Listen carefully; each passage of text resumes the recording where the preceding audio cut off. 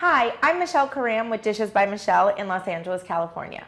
One of my favorite times of year is Christmas time. Not only is it my favorite time, but my family loves it too. Not just because of the gifts and all that, but because of the fabulous food that we all get to eat. This is my recipe for brown sugar glazed Christmas ham. Most of the hams you'll find today in the supermarket are pre-cooked and fully cooked. They're also spiral cut for you. This one is not spiral cut because one of the things we really love to do is actually carve our own ham at the table. But the first thing is we're going to take our knife and we're going to score about 1-inch diameter triangles on the fatty part or the top part of your ham. And you're not going to go all the way deep in. You're just going to score it lightly, probably about 1/4 of an inch with your knife, and just run going across this way.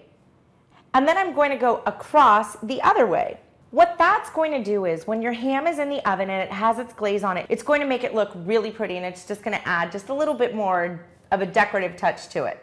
The next thing is these are cloves, and I'm going to take them and put them all throughout the ham. Not only does it add flavor, it's that beautiful decorative touch that's on your ham to make it look festive and pretty on the table. The rule of thumb with a ham when you're cooking it is 14 to 16 minutes per pound on 325. We're going to go ahead and put our thermometer all the way down into the center. While our ham is cooking away in the oven, we're going to get started on the glaze now. I have about 4 teaspoons of apple juice. You could use apple cider, you could use apple cider vinegar even if you wanted to. I'm just using good old apple juice.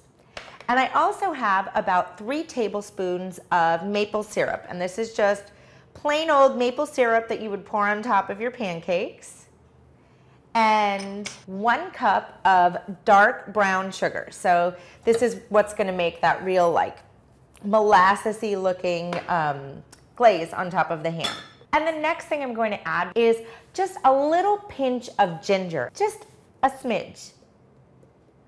And I think it just adds a little bit of that little zip or zing to it that tastes real good. And we're going to cook this down and just let it come to a boil and let everything dissolve. You want it to really incorporate together and get those sugars melted and all combined together. That'll make that wonderful glaze. So we're just going to cook this down for about 15 minutes on about medium heat. So my ham's been cooking in the oven for about 20-25 minutes, and my glaze is looking absolutely just delicious and perfect and all that a glaze should be. And I'm going to take it now and I'm going to just brush it on the outside of the ham. And you know, you can already see the scores that I've cut inside of there. They've already kind of separated, and those layers of fat, they're kind of just getting into the ham meat itself, and I could eat it just like this, but this is what's going to make it even better. If you wanted to add some fresh pineapple or even canned pineapple, you could. If you wanted to put some cherries on there, you could. You could add just about anything you wanted to on here. I'm just happen to be doing this brown sugar and maple glazed one because that's my favorite recipe.